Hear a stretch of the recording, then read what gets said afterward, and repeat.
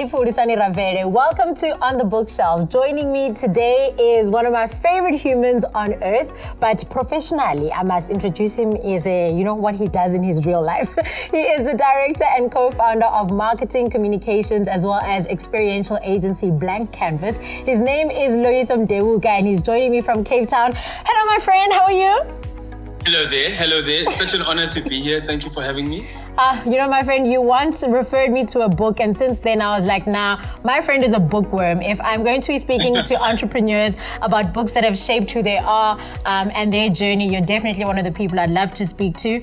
We're not going to waste any time. We're going to jump straight into your first book, 50 Cent.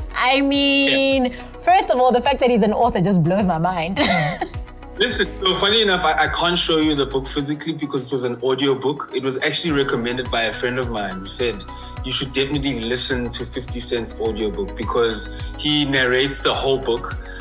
His voice, because he's a rapper, is so well matched for something like that. Very entertaining. I must have listened to all 12 chapters of the book, I think in a couple of days. I literally took it running with me. I took it to gym with me. I took it to work with me. And it taught me so many great principles, especially during COVID, about really centering yourself around the things that you want to do. And really, it's kind of like his own blueprint on how to make it. I love that. The next book that you say you absolutely love, first of all, I must tell everyone, he shared 10 books with me and I was like, Puti, please, no, we only have 5 minutes. 5 minutes, it was quick. It was I knew exactly what I wanted to say. All right, so this next book is Matthew McConaughey, Green Lights. I've heard so many great things about this book. I have not read it. Tell me a little bit more about what it's about and what it did for you. The reason I love this book so much, right? So this book, right?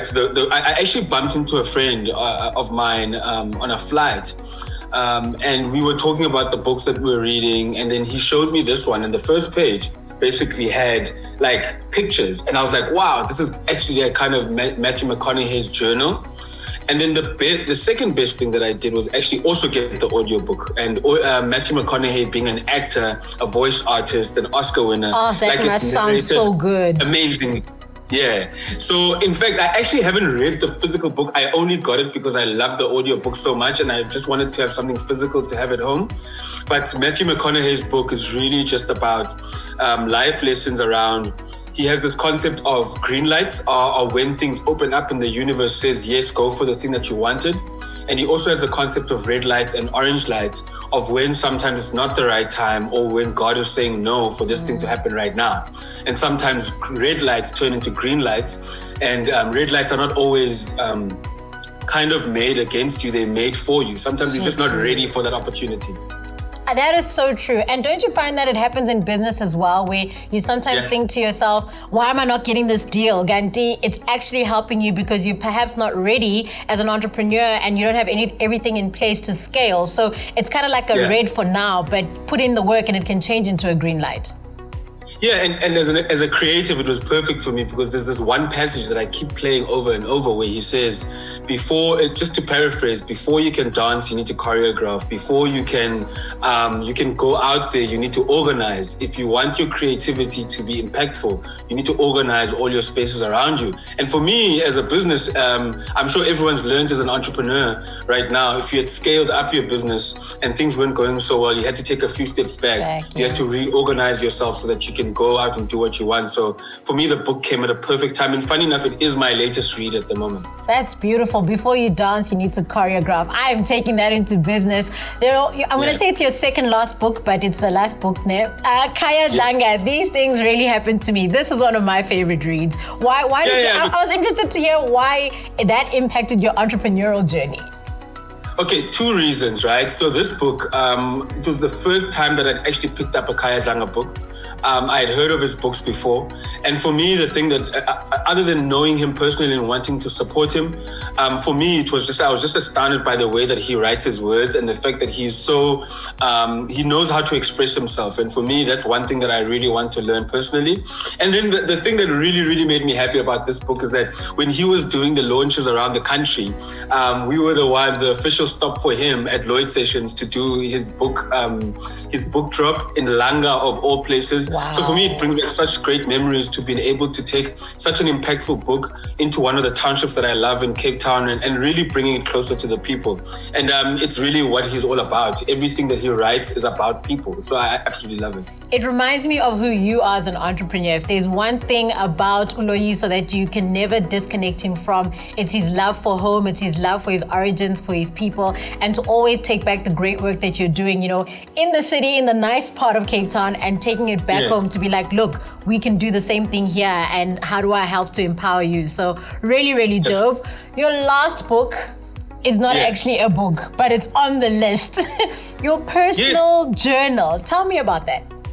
Yeah, so I think the one thing that I realized when I was still young is that I was a great writer.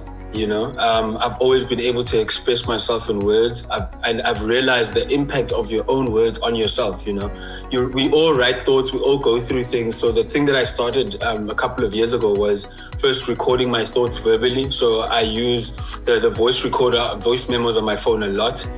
And then I started writing my thoughts and they split. So I've got this particular book which has got my name engraved in it, where I'm busy writing a lot of my own thoughts and a lot of the things that I'm learning, because I believe that it's impactful to go back and read your own words and all the lessons that you've learned.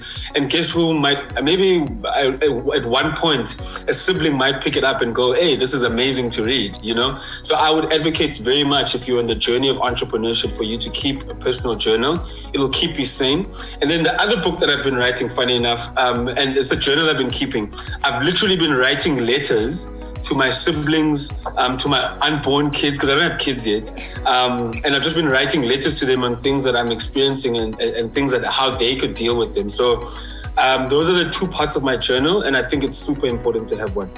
Man, it speaks to the mental health, the soul health of an entrepreneur, because so often you're so focused on looking after your business that looking after yourself is something that we forget as we navigate. Yeah. I love this. Thank you so much for sharing your journey and sharing the reads that you have. And you know what? Forget a sibling reading that personal journal of yours. I see this as a book, man. I don't know. I feel like soon I could be saying, have you read Loyiso Mdebuka's book and how amazing it is? Dude, I can't. It's a scary thought, but I love the fact that it'll have a positive impact on someone else. Loyiso, thank you so much for your time. May you continue to write the most amazing things on your business's blank canvas, but also your own personal one as well. Thank you so much.